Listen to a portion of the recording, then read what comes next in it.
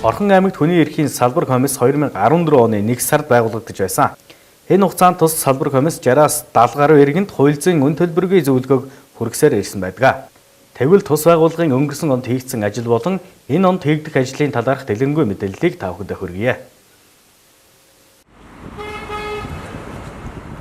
2018 онд хүний эрхийн үндэсний комиссийн Орхон аймаг дахь салбарт иргэдээс 6 өргөдөл гомдол ирснийг шалгаж шийдвэрлэжээ. Мөн 67 иргэнд хууль зүйн зөвлөгөө өгч 6 байгууллагад хүний эрхийн талаарх ойлголтыг дээшлүүлэх сургалт зохион байгуулсан байна.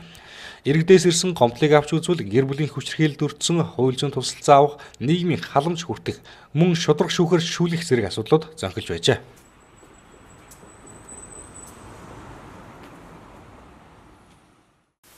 За 2018 онд хүний эрхийн үндэсний комиссийн орон нутагт Орхон аймагт ажилтнанд иргэдээс 6 гомдол ирж шалгаж шийдвэрлэгдсэн. За мөн 67 иргэнд хууль зүйн зөвлөгөө өгч 6 байгууллагт хүний эрхийн талаарх ойлголтыг дээшлүүлэх сургалтыг зохион байгуулж ажилласан байгаа.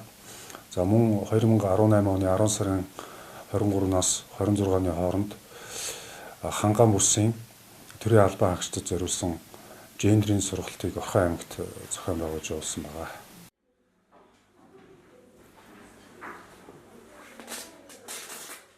(2018 онд хийгдсэн томоохон ажлын нэг бол онцгой байдлын албан хаагчдын хөдөлмөрлөх эрхийн хэрэгжилтэндээ бүсчилсэн хяналт шалгалтыг хийжээ. Онцгой байдлын газрын албан хаагчдын байгалийн давтагчгүй хүчин зүйлтэй тулгардаг учраас тухайн хоол хүнсний чанар зөв хооллолтын дэглэм алдагдаж, хувцас хэрэглэл амархан элэгдэж мууддаг учраас энэ талын зөрчлүүд илэрсэн байна. Цаашдаа энэ онд төлөвлөгөөт шалгалтуудыг хуваарийн дав хийхээс гадна дээрх асуудал дээр наривчлан ажиллах юм а. За 2019 онд бол хүний эрхийн үндэсний комиссийн төлөвлөгөө гаргаж батлагдсан байгаа.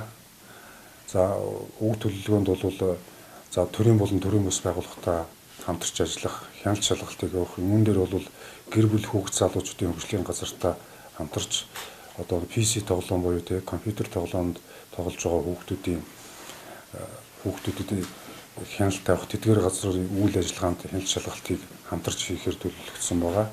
За мөн тухайн аймаг орон нутгийнхаа хүний эрхийн нөхцөл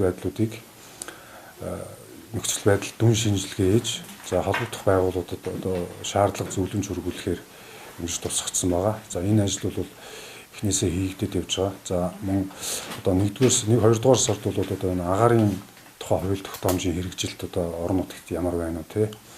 Энэ агаарын бохирдол, хөрсний бохирдол, усны бохирдол ямар хэмжээнд байгааг энэ холбогдох байгууллагуудаас мэдээ судалгааг авч харьцуулан дүн шинжилгээ хийж үүн дээр тулгуурлан мөн тухайн байгууллага албан тушаалтнууд нь ингээд шаардлага зөвлөмж хүргүүлэхээр байгаа.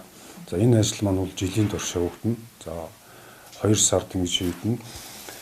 За мөн бас албан ба насан туршийн боловсрол мэргэжлийн үйл ажиллагаанд хүний эрхийн талаарх бодлогыг ямар бодлого баримталж ажиллаж байна, үйл ажиллагаанд тусгаж байна уу гэдэг дээр дүн шинжилгээ хийхээр дараа сард ингээд төлөвлөгдөд явж байгаа.